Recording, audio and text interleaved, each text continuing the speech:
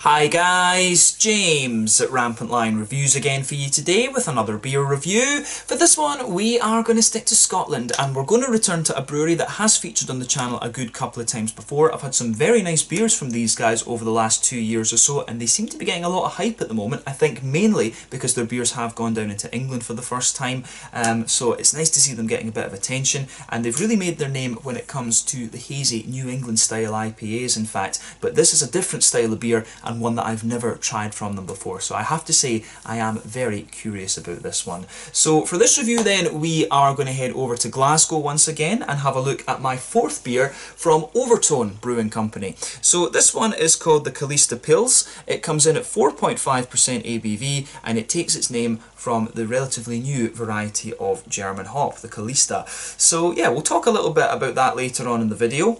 But I have to say I am really curious about this one. So this is the first lager of any description that I've had from Overtone Brewing Company, so really curious in that sense. But it's the first different beer, I guess you could say, I've had from these guys. Although in fairness, I've reviewed 3 IPAs from these guys so far. The first one was the Rwandan Coffee IPA, which was beautiful. I mean, I never would have thought of putting coffee in an IPA, but these guys made it work. Then I had the Azaka New England Double IPA, which was a really straight shooting beer, but really well executed. And then more recently I had the I-Man, which was a kind of more farmhousey, woody, more bitter type hazy IPA actually, and I did enjoy that as well. So yeah, these guys are very, very solid on the IPA side of things for sure, but I have to say I am quite curious to see how they do a Pilsner beer. This is quite a technically demanding style of course, so fingers crossed they've pulled this one off really nicely, but knowing Overtone Brewing, I think they probably will have done quite a solid job of this one, so very curious to see how this one turns out. As I've told you in previous videos, I've been getting really into my lager beers again over the last little while,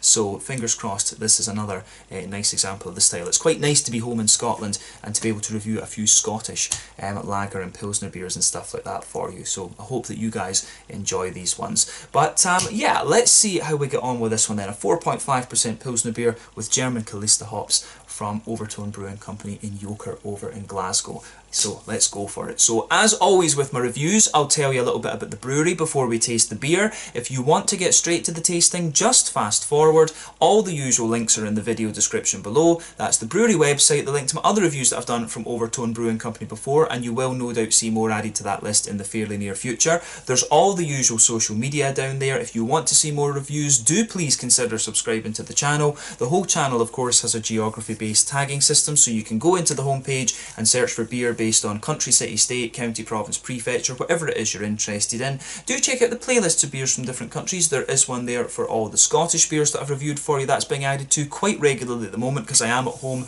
in the motherland enjoying a little bit of time. But as always, please do get in touch and let me know some of the other beers and breweries that you guys would like to see me review. It's always great to hear from you guys that are watching the videos, and the support that you show the channel is hugely appreciated. So anyway, to tell you a little bit about Overtone Brewing Company then, on to my brewery notes. So as I've told you before, Overtone Brewing Company are based in Glasgow in the southwest of Scotland, and the company was founded back in 2018 by Bo Wei Wang, who is originally from Beijing in China. So he'd been a home brewer for a number of years before founding the brewery, and the name of the brewery actually comes from his love of music, Overtone.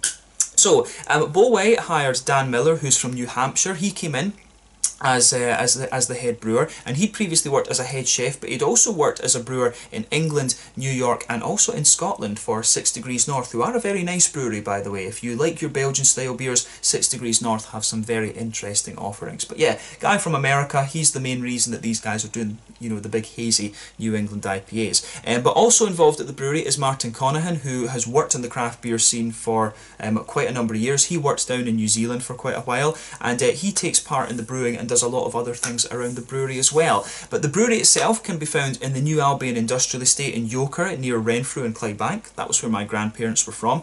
Yoker always makes me smile because I always think of that sketch from the Lemmy Show with Dee Dee on the bus when he freaks out when he's going to Yoker. So whenever I hear Yoker, that's the thing that comes into my mind. But this brewery don't have a fixed range of beers, although there are ones that kind of do come back with slightly tweaked recipes. If you like the Rwandan Coffee IPA being one of them, I think it's got a slightly different name now, and the Azaka New England Double IPA has been around for a little while, just saying.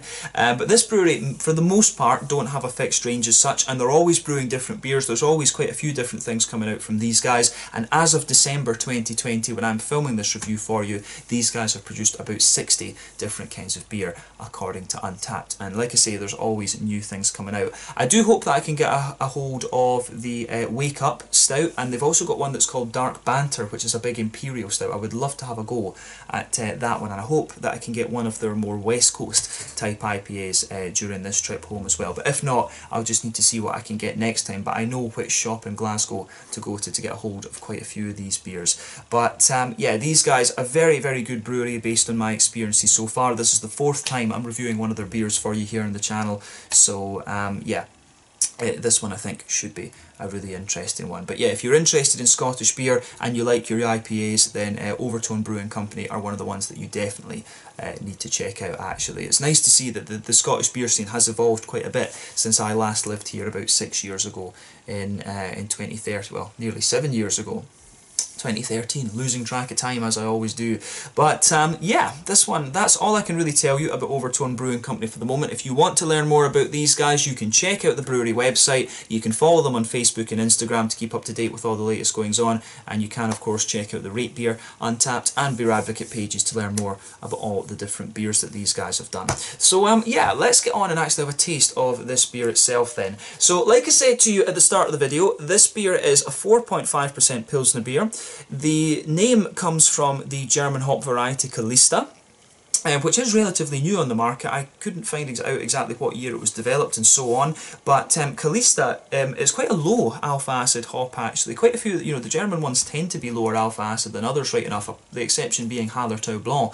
But Hallertau Blanc I think is like 11% alpha acid, and you know, Mandarin de Bavaria is like 8 or something like that. But Callista, again, it's quite a low alpha acid hop variety. Apparently it comes in between about 2 and 5% alpha acid. It just depends on the actual crop itself, but apparently it's supposed to give you some passion fruity notes, a bit of apricot, and some kind of berries actually. So this should be quite an interesting one. But the other hops in this beer are your classic Hallertau and Hersbrucker. Hersbrucker, is Hersbrucker a slightly stronger version of Hallertau. Remember, the Hallertau region is a hop growing region in Bavaria. You've also got the Tettnang region in Baden-Württemberg as well. Those are the two main German hop producing regions. It uses a UK lager malt apparently, so that should be quite interesting, and then it uses a Czech Pilsner yeast. So yeah, remember when it comes to the Pilsner style, this style originated in the city of Pilsen, which is now in the Czech Republic. It was formerly part of the Austro-Hungarian Empire. This style was created by a Bavarian brewer who came over to Pilsen. He wasn't a very nice man, and I think he was kicked out of the brewery, or he either was kicked out of the brewery or he died a few years, maybe 2 years after creating the style. And of course the original Pilsner beer is Pilsner Urquell or Polzenski Prasdroj, as the Czechs call it. So yeah, that's definitely a beer I would recommend you try. But that is the story of the Pilsner beer, and ironically now it is the most popular style of beer in the world. But yeah, this one, 4.5% Pilsner beer, this 440ml can. I bought this beer at Valhalla's Goat through in Glasgow, awesome beer shop at Kelvin Bridge, but I know that the Good Spirits Company stock a lot of the Overtone beers, so if you want Overtone stuff, I think they are probably the best place to go to, and I've been in there before, and I will try and film an out and about video in there the next time I get through to Glasgow once this whole COVID-19 thing buggers off. Great whisky shop if you're into that, and they've also got a great little beer shop just round the corner if you like. But yeah, let's get this guy out then and we'll get on with the tasting. I couldn't tell you what I paid for this beer because I just was on the phone to Valhalla's Goat and asked them to pick me out a bunch of things. So yeah, that was that, to be honest with you. So I think it maybe cost me about £3, £3.50, something like that, but I couldn't tell you. For those of you watching in Sweden, that will be about 40 Swedish kroners, because I know quite a few of my Swedish viewers like to watch the foreign beer reviews as well. So yeah, about £3.50, about €4 or something like that. But yeah, that gives you a bit of a price comparison. So £3.50, that's what, maybe about just short of $5 American for those of you watching in the States as well. There are your currency comparisons, as we always like to do. But yeah, this looks pretty nice actually. So as you can see, this one has poured to be fairly hazy actually. Some Pilsners can have a little bit of the natural haze like this. The Czech Pilsners tend to have a bit of haze, to be honest with you. The German ones tend to be clear actually, and the main difference for me between the Czech and the German Pilsners, the Czech Pilsens and the German Pilsners we should say, the Czech Pilsens tend to have a little bit more of a kind of bready character to them. They tend to be a little bit more, how do you say, they tend to be a little bit almost smoother if you like, whereas the German ones are quite crisp and almost have a little bit more dryness in the malt base, and the German ones tend to be clear as well. So in terms of appearance, I would describe this one as being more along the lines of a Czech Pilsner so far, or Czech Pilsen I should say. Pilsen, of course, the Czech word for Pilsner, if you like. It's named after the city. In Czech it's Pilsen, in Germany it is, or in German it was called Pilsner. But yeah, this is quite a nice looking. This is quite a nice looking beer, I have to say. So yeah, one or two little bubbles sticking towards the side of the glass there. A few little ones going up towards the bottom of the glass, or the bottom of the head I should say, but the head itself, you could see when it poured it was about a half finger of a frothy white head. That's just faded away to be a very thin foamy layer, but it's leaving a nice kind of foamy ring around the edge of the glass. So yeah, certainly looks quite nice, I have to say. So yeah, nice kind of almost mango juice colour to this one. It does in terms of appearance look quite similar to like a German Munich Helles, or could we say like a Czech Svetli. Remember, when it comes to these lager beers, the definition of a lager beer is cold temperature fermentation, which is roughly about 10, 11, 12 degrees if I'm remembering rightly. They call those bottom fermenting yeasts. Ales of course ferment at around 17, 18 degrees. Top fermenting. So yeah, the colour of this one looks very nice, and remember, when it comes to colour of your beer, it's determined by two things: one, the type of malts that you use, and two, the length of the boil. So yeah, the more that you boil the beer, the darker the malt base becomes, because you get more sugar caramelisation. But then again, as I said, the type of malts that you use in the beer determines that. And if this has only got a kind of single malt in it, which it looks like it does, UK lager malt, it should, it's not surprising that it's quite a bright kind of straw yellow colour like this, straw golden colour. But yeah, it certainly looks the part. A hazy looking Pilsner beer, this one. Let's take a closer look at the aroma then and just see how we get on with this one. I have to say, very curious, very, very curious, but I always am. Ooh, that is really nice actually. Yeah, it does smell, to be honest, this one does come across as a little bit sort of Munich Helles-like, or Czech Svetli. So remember, different varieties of lager beers both in Germany and the Czech Republic, and they are quite similar in a way. The main difference for me, flavour profile wise, would be that the Czech ones are smoother and breadier, whereas the German ones are a bit kind of lighter and crisper, if that makes sense. So in Germany you've got the Munich Helles, which is the kind of blonde lager beer like this. In the Czech Republic the equivalent would be the Svetli. In Germany you've got the Märzen, and I guess you've also got the Austrian Vienna lager that can fit on this side as well. And in the Czech Republic you've got the Leitzach. Germany you've got the Dunkel, the more mahogany type coloured lager. I guess that the Märzen and the Vienna lager are more the amber colours, but in Germany the mahogany coloured lager is the Dunkel. In Czech Republic that's the Cherny. In Germany the Schwarzbier, the black lager, that is the Tmavi in the Czech Republic. And of course the Germans have got the Doppelbock as well actually, which is basically a very, very strong Dunkel beer. So yeah, there's lots of different type varieties of lager beers, and the Pilsner of course is one that just has a kind of different malt base to it. So yeah, when it comes to these lager beers, the main difference between the Czech and the German varieties is almost the breadiness and smoothness, if you like. I get very excited about these, reviewing lager beers for you here on the channel, because I think it's a very, very underrated style of brewing, if you like, I guess you could say.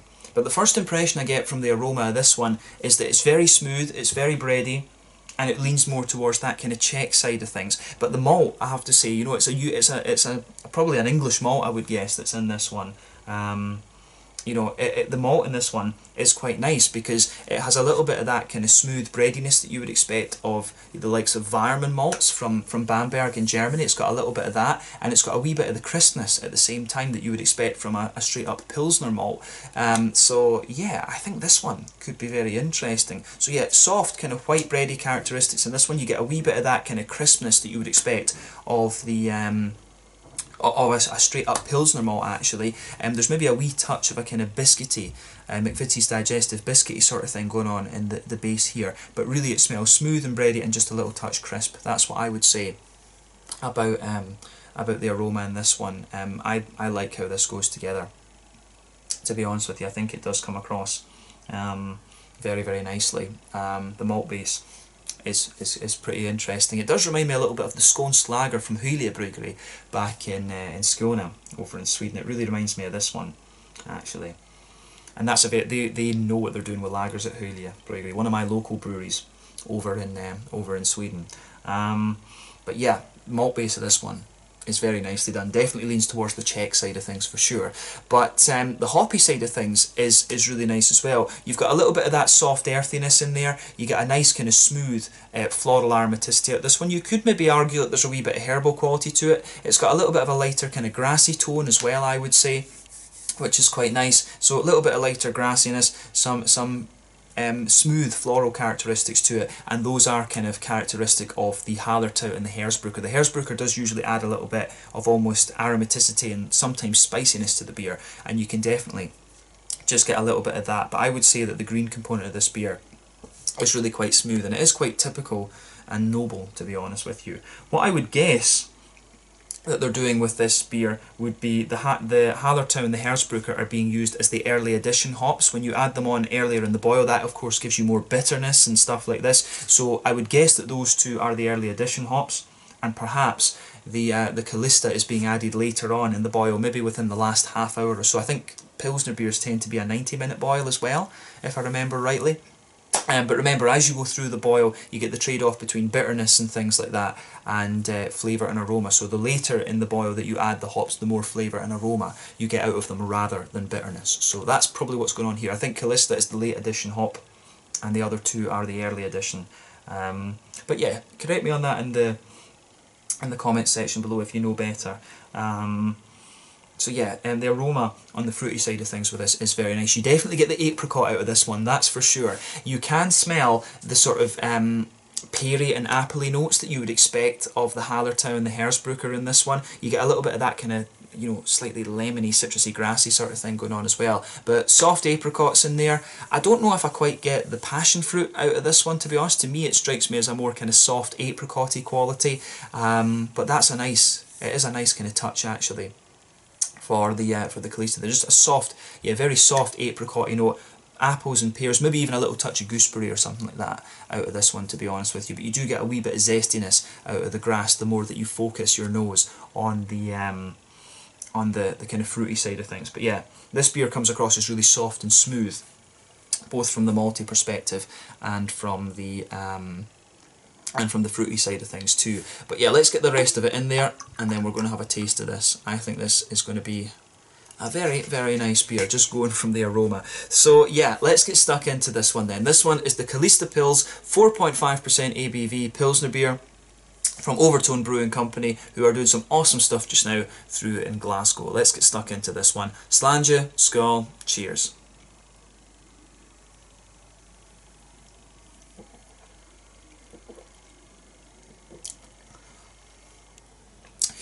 Ooh yeah, that's pretty damn nice, I have to say.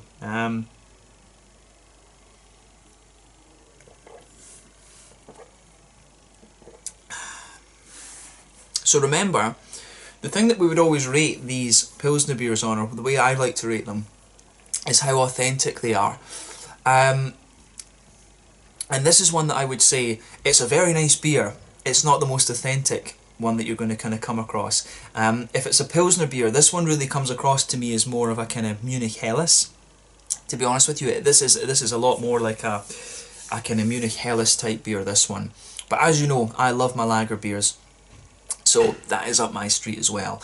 So yeah, I would say this one to me, it does strike me as being more Munich Helles-like, to be honest with you, than a Pilsner. I mean, the first thing would be that you would expect a bit more kind of dryness and a bit more kind of crispness out of a Pilsner. This is a very smooth beer, to be honest with you. And as I say, the Czech Pilsners can be like that. But I think, you know, even then, this one doesn't quite have the crispness that you would expect of a Czech Pilsen either. But it is a very nice beer. You know, that's the main question. The main question should be, is this a very, very nice beer? And it is. I really like this one. I certainly would not hesitate to drink that again. I would definitely say this is more of a Helles though. So I would be tempted to rename this beer the Callista Helles, to be honest with you.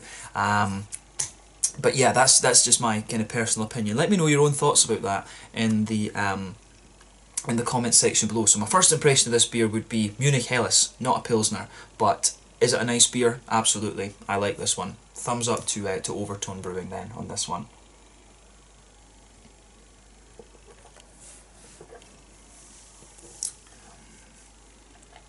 Yeah, even, you know, when I take a bigger gulp of it, you don't get that little bit of kind of bitey dryness, crispness out of this one. This is a really nice. If they called this a Callista Helles, I would be like, yeah, absolutely. This is a Callista Helles lager. That, I think it really fits into that kind of Helles sort of thing. It's as soon as I tasted this beer, I think Munich Helles. You guys watching the channel know I love my German lager beers, and that's the thing that screams out at me with this beer. It is a Munich Helles straight away. But yeah, let's focus on the flavours now rather than exactly what style of beer it is, because the main focus should be, is it a good beer? And like I said, it is, definitely. I'd love to see more lager beers from these guys for sure.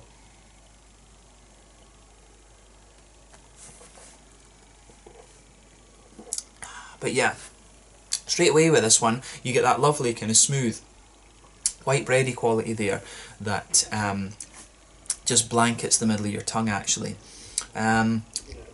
And it goes together, you know, that goes together really, really nicely actually. It's a very straight up malt this UK lager malt is quite interesting because it does have, in fairness, you do get a wee tiny little bit of that almost crispness out of it, and that develops as you go into the aftertaste, but it's got a soft kind of white bready sort of thing to it as well. It does remind me of some of the Munich malts that you get, you know, that you get in some of the different kind of lager beers like Hofbräu and all of these kind of things.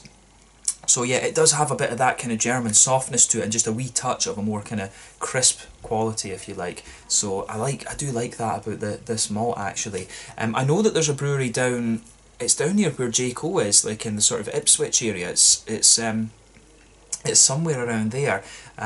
Is that Anglia? East Anglia maybe. But yeah, there's a brewery down there called Utopia who are doing you know, German style beers, but with, you know, English hops and malts and stuff like this. So that would be that's definitely a brewery that I want to check out at some stage. But you've also got Dunzoko who are doing German style beers, and they're from Hartlepool, but I think they contract brew a number of their beers in like London or something like that. They've got some really nice examples of German beers as well actually. So, you know, those are two other breweries I would recommend that you check out if you get the chance. But I would love to see more German style stuff and more Czech style stuff from Overtone, like a Doppelbock, a Dunkel, a Schwarzbier. This could be really interesting actually. But this one I think is really nicely done, and the malt, this idea of English lager malt, I think is quite interesting for sure. But yeah, lovely soft kind of white bready character in the middle of your palate with this one. It does develop a little bit of an almost biscuity sweetness in the middle of your palate. You do get a little bit of a kind of McVitie's digestive sort of thing coming out of it, I think. But as you go towards the back third of your palate, the breadiness does thicken up a wee bit. You do get a little bit more thickness out of it, which is quite nice. But then again, it's smooth as you move further forward again on the palate. It smoothens out, then the thickness drops away as you go into that middle third of your palate, and you can just feel a little bit of a McVitie's digestive biscuity sort of thing coming out of it. So yeah, I do like how that goes together in this one. Yeah, the malty side of this beer I think is really nicely done. It's just more Helles-like. It is more like a Munich Helles rather than anything else. It's not quite thick enough, I guess you could say, to be like a Czech Pilsner, to be honest, because that would be the other route that you could argue for this beer, is that it is more of a Czech Pilsner, and it's got a Czech Pilsner yeast in it, and the yeast will of course be playing a role when it comes to the malty side of things in this. But yeah, I think you need to use if you're doing a Pilsner, you need to use a specifically a malt that is called explicitly Pilsner. I think you need to use that partially in your malt base. So that, I think that's the main reason this one comes across as more Helles-like. But I certainly wouldn't fault it for that. It is a very solid beer, this one. I just think that, yeah, Callista Hell would be a better name for this one, or Callista Hellas or something like that. But yeah, hoppy side of things, it is kind of what you would expect if you're familiar with these German hops. Nice little bit of earthiness in the back corners of the palate, very smooth. You get a wee bit of herbal quality as you move further forward, then you get that lovely, smooth, typical floral aromaticity as you reach the kind of front corners of your palate there. The German hops tend to have a lovely smoothness about their floral aromaticity. The Czech, pardon me, the Czech Žatec, Sats as it's also known, they tend to have a little bit more spiciness to them. You've got the Slovenian Dana and Styrian Goldings, they've got quite a very deep floral aromaticity from memory, and then as you go round the front curve of the palate on this one, it's just very light and very grassy. Again, kind of typical of the Hallertauer and Hersbrucker hops actually. So I really like how that goes together in this one. That the green component of this beer complements the malt base really quite nicely. Let's focus on the fruity side of things.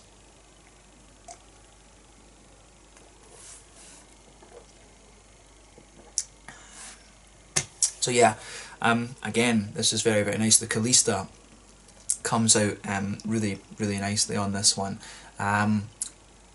Where to start with it? So as I always say, that front third of your palate, that's where you get that nice oily bubble where those juicy fruity esters roll their way out of the beer. For me, the fruits in this beer are again very, very smooth. If you go towards the very back third of your palate, you get a little bit, you do get a wee bit of a kind of stronger kind of passion fruity note out of this one, but it's nowhere near as pungent as you're going to get from the likes of Citra, Galaxy, Victoria's Secret, Simcoe, whatever.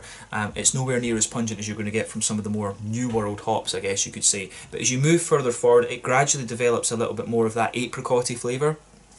For sure. I don't get so much of the red fruity thing out of this one. I think, you know, Callista, based on this impression, it strikes me as being more apricot based, but yeah, that spreads all the way forward to the kind of front tip of your tongue. There is a little bit of there is a good little bit of a kind of peary ester out of this one, a little bit of an appley ester, which I really quite like.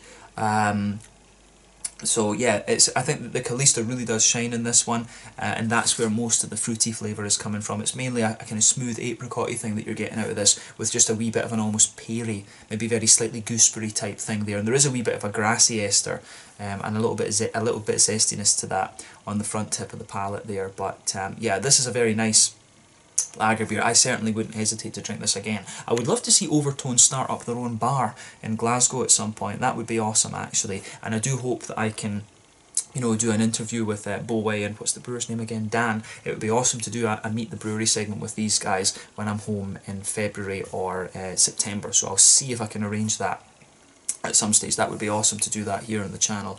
But yeah, I think this is a very, very nice lager beer, this one. My only gripe with it, as I say, is that I think this is a Helles rather than a Pilsner beer. It needs Pilsner malt, I think, to be classed as a Pilsner, but if this was called Callista Helles, you know, I think that would be ideal for it. So I maybe would tell them that they should rename this beer Callista Helles, but this, I think, if they want a very sessionable, drinkable beer, I would recommend, if they ever make a core range, if they ever create a core range, then this would be a very solid addition to it. So well done to them for this. I'd love to see them do something like this with Mandarina Bavaria and Hallertau Blanc as well. Some of the Slovenian hops, like the Styrian Wolf and you know, the Styrian Dragon and things, they could also be interesting for this base beer that they have here. It would be interesting to see them take this one and just play around with different hops. So those hops that I've mentioned, Styrian Wolf, Styrian Dragon, Hallertau Blanc, Mandarina Bavaria. I think there's also a German hop called Ariana or something like that as well, or Adriana, I forget. It would be interesting to see them play around with this base, but they've got a very, very solid Munich-style Helles sort of thing going on here, in my opinion. So thumbs up to them for that. Let's focus on the mouthfeel of this beer then, just to round off.